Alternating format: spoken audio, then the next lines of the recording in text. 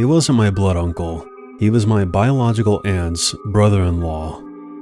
My mom used to date sketchy guys when I was a teenager. I didn't live with her much because she was a horrible role model.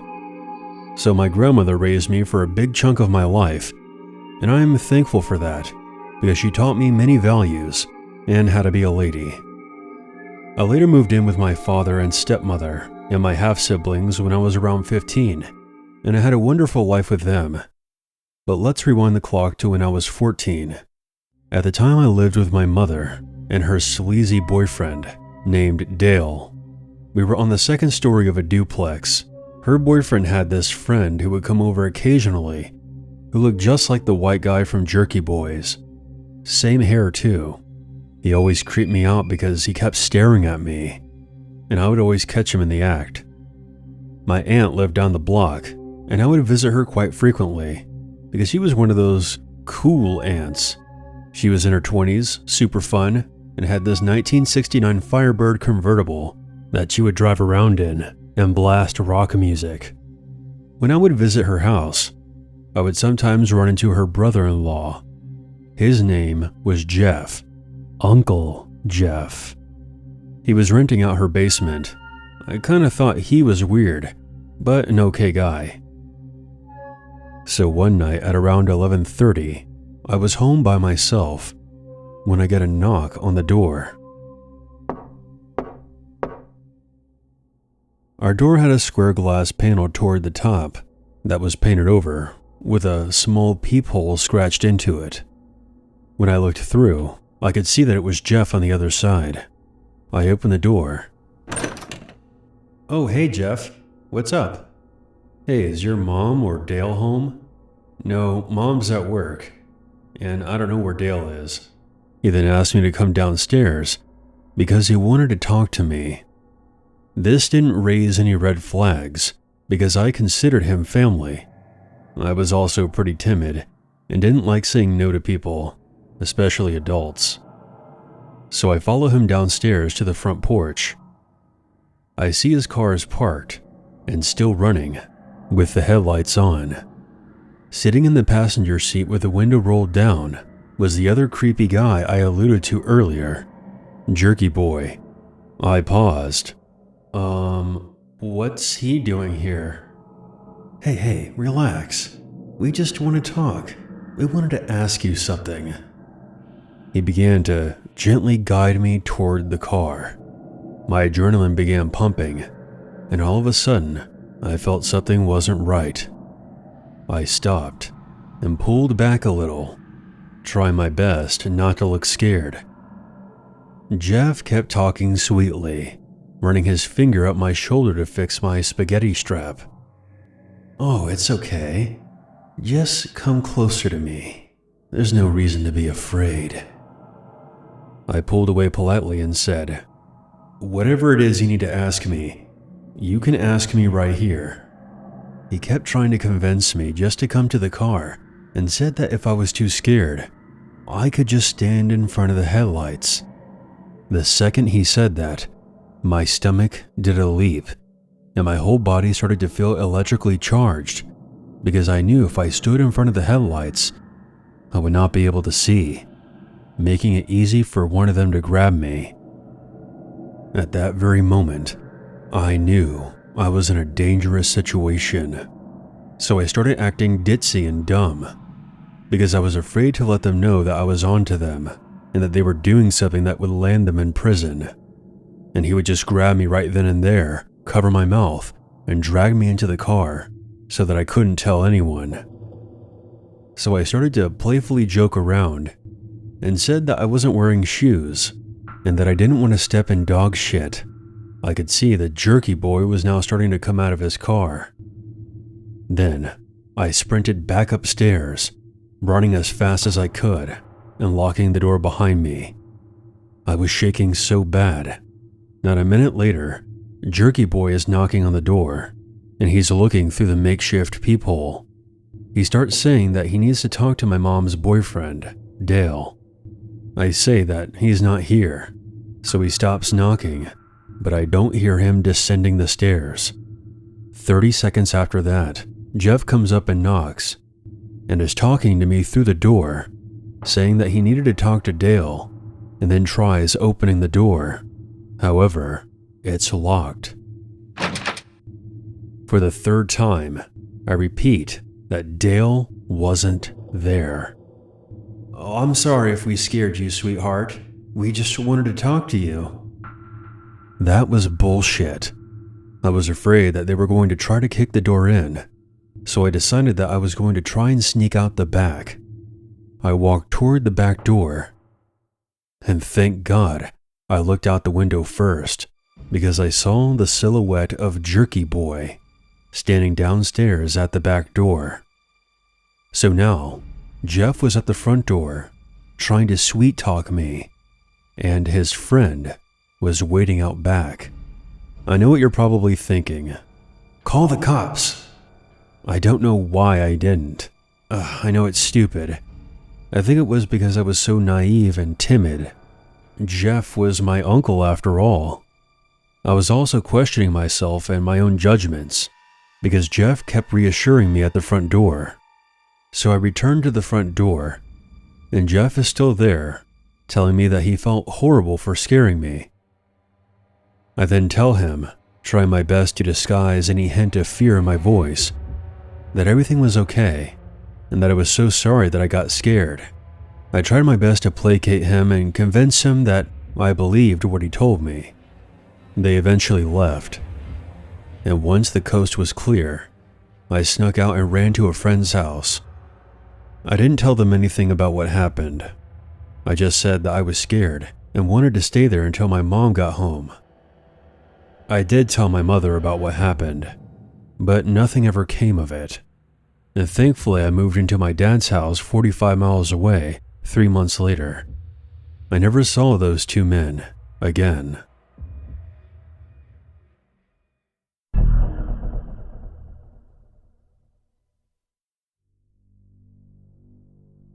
When I was in elementary school, my parents worked long hours and wouldn't get off until it was very late in the day. I would stay in an after-school program that took place in our cafeteria. Not because I had to, but because it was more conducive with my parents' schedule. It usually consisted of doing homework and playing board games until around 5 p.m. Even then, some kids would be waiting around the pickup area for an hour or even more, and I would join them while a chaperone waited with us. I was almost always the last kid to be picked up, so whenever I would leave, so would the assigned chaperone. One day, the chaperone really needed to use the restroom. That day we were the last ones in the pickup area. He told me not to leave until he got back. So I was sitting there on the ground against the wall, when suddenly, a car pulled up.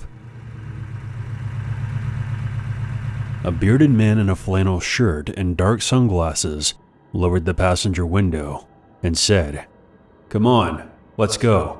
Your dad can't pick you up today. I'm your uncle." I just sat there gripping my backpack, staring at him, completely frozen. I didn't recognize him, and I was scared, so I didn't say anything. I was confused and I didn't know what to do. Could this guy really be my uncle? Had something happened to my dad? The man seemed to get impatient, and with a stern voice, he said, "Get in the car now. Your dad got hurt. We need to go see him. Hurry." I still sat there, not moving.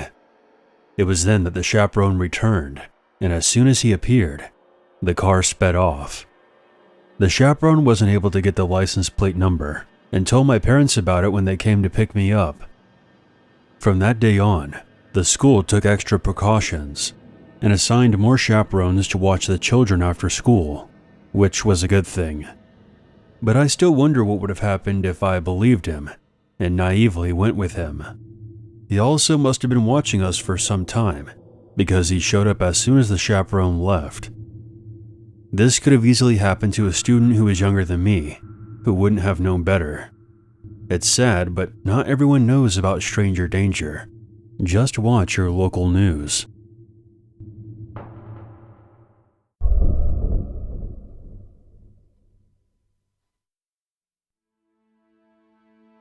When I was 15 years old, My great uncle passed away due to a sudden heart attack. My father and I had to clean out his house since no one else in the family could do it. My uncle was loved by all of us and was one of the nicest guys you could ever meet. My father was broken up about losing him, but the job had to be done. His house was very neat and well organized, so we would be done in a day or two at most. I remember as a kid, we would play over at his house sometimes, whenever my parents had to work. He would allow us to play anywhere in the house, except for the attic. He made it very clear to us that going up and down the ladder to the attic was very dangerous. Therefore, we never went up there, and I never thought anything of it. Even though he would go up there sometimes for about 30 minutes, then come back down, never actually bringing anything with him or taking anything up there. While we were cleaning, I decided to finally go up to the attic just to see what was up there. It was completely empty, except for 2 boxes that were tucked away in a corner. Thinking nothing of it, I picked up the dusty boxes and took them downstairs to the living room. I opened them expecting to see some old papers because the boxes were so light. Instead, what I found were pictures. Hundreds and hundreds of photos of 3 different women. From all the angles, you could clearly tell they didn't know they were being photographed. He had pictures from daytime to night and from multiple locations. In some they were undressed, and in others they were doing everyday things like cleaning and cooking. My heart started to beat faster and faster. Looking closer, I realized one of the women was his wife, who had passed away several years earlier. I looked on the back of the pictures, and they were named. I didn't want to freak my family out without knowing what exactly I was looking at. So out of curiosity, I found the other 2 names of the women on Facebook. I was glad to find out that they were alive and okay. Once finding that out, I showed the pictures to my father, and he was just as shocked as I was. He took the boxes and I've never seen them again, and we never spoke of it. Still, I find myself wondering why he had those pictures, and if he took them himself or had someone else take them. I loved my great uncle very much, and I couldn't imagine him being anything less than a stand-up guy. I don't know what to make of this, to be honest. I know this may not seem like a very scary story, but it most certainly freaked my father and I out pretty bad.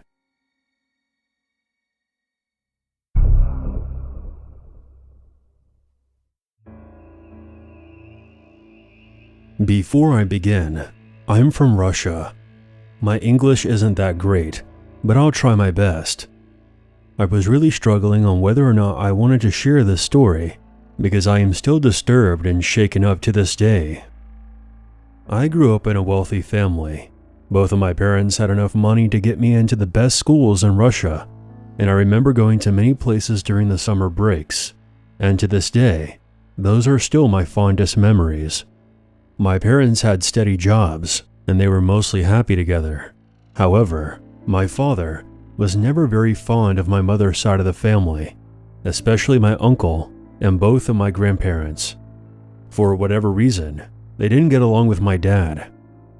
My mom tried pleasing everyone, lending them money, even though they would never pay her back. However, things got to a point where they turned on each other. My uncle really wanted my grandparents' house, even though he already had a huge house of his own. However, the house would go to my mother after they passed away, to square off any debts. He didn't really like this arrangement, but couldn't do anything about it. As fate would have it, both of my grandparents died in the same year. My grandfather had a condition where his left side was completely paralyzed. He slipped into a coma for a week before he woke up. His last words to this day have resonated with me. He told my uncle that he never got what he wanted because he was a greedy bastard.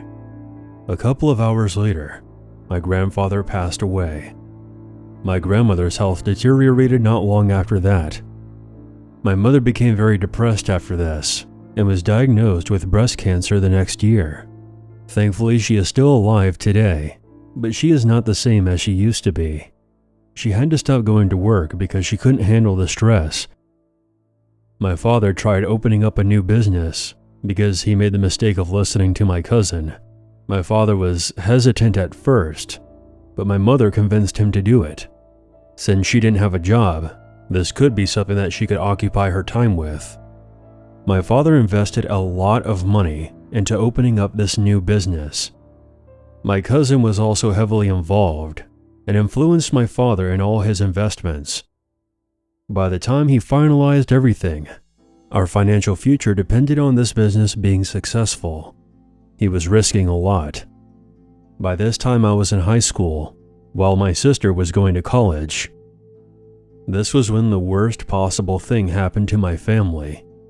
The business that my father invested so much money into did not go as planned, and he ended up closing it down. He tried selling it off, but nobody bought it for the longest time. We were now broke and asking loan sharks for money. We couldn't go anywhere. I was too embarrassed to tell my friends or anyone else for some reason.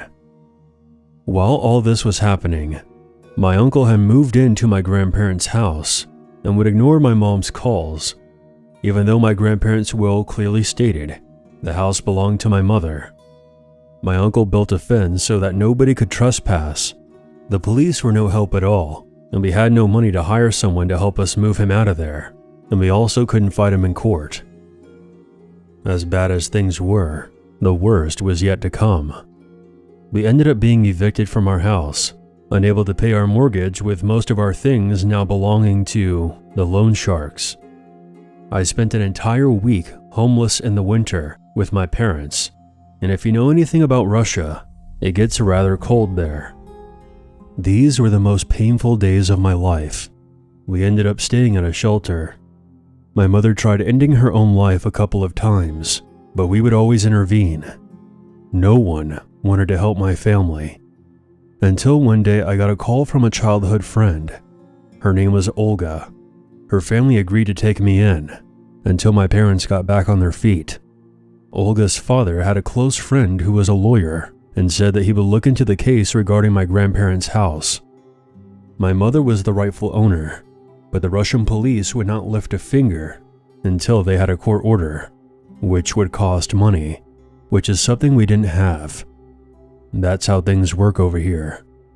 For the next 6 months, I stayed at Olga's place, and we grew closer than ever, and even started dating. During this time, I eventually went back to school. The lawyer told my parents that he would be able to repossess my grandparents' house. On the day of the hearing, it took the judge 2 seconds after reviewing my grandfather's will. But my uncle still refused to cooperate, which was a big mistake. Here in Russia, the police do not mess around. I remember watching him being dragged through the snow, beaten until he was unconscious, and then thrown into the back of a squad car. Now you might think that this is where things get better, but as soon as my uncle was out of jail, he tried everything in his power to make us homeless again. He hired some people to break in and rob us. Rocks would be thrown at our windows, and we would be harassed in public. We tried reporting him, but we had no proof. My grandparents' house was very isolated, and not too many people were passing by, which made it an easy target. During a walk, my sister was almost assaulted by some men, but thankfully, she was able to get away. Once my father was financially stable again, he hired a private detective to monitor our house. They captured a photo of my uncle breaking into our house. My guess is that he ran out of money to hire people to do it for him. We reported this to the police and showed them the photos. He was charged with breaking and entering, among many other things, and was sentenced to 15 years in prison. My cousins and my aunt tried to contact us and would leave messages on our answering machine, calling us the worst names possible and that we should have died in the freezing cold, and that someday we are going to pay for everything that we did. but eventually they stopped reaching out to us. Thank God for that. Since the events of this story, I have finished college and was able to start a successful business with some friends of mine, and I'm doing well for myself. I just hope that whenever my uncle gets out of prison, he doesn't try to start anything with my family again.